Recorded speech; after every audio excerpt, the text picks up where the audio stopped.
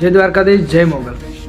સાંભળી લો, આ એમના માટે છે જે ભગવાન શ્રી કૃષ્ણના ભક્ત છે. એમના માટે એક નાની એવી વોર્નિંગ છે. જો તમારામાં હિંમત હોય ને તો જ ભગવાન શ્રી કૃષ્ણની ભક્તિમાં પગ મૂકજો. કારણ કે ભગવાન છે ને દેતા પહેલાં તમારી જોડેથી બધું લઈ લે છે.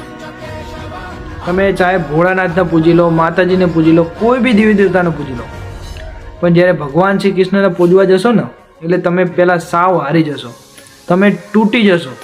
તમને એવું લાગશે ભગવાન શ્રી કૃષ્ણની ભક્તિ જ્યારથી ચાલુ કરી ત્યારથી મને કંઈક શ્રાપ લાગી ગયો, કંઈ સરખું થતું નથી. પણ એક પોઈન્ટ આવશે જ્યારે તમે સરેન્ડર કરી દેશો, અને જ્યારે સરેન્ડર કરવાનો ટાઈમ આવશે ને ત્યારે તમારો હાથ કોણ પકડશે? ભગવાન શ્રી કૃષ્ણ. કારણ કે ભગવાન શ્રી કૃષ્ણ સ્વયં નારાયણ છે, અને કહેવાયું છે જે પક્ષમાં નારાયણ હોય ને એ પક્ષની જ હંમેશા જીત. ગોવિંદાય નમો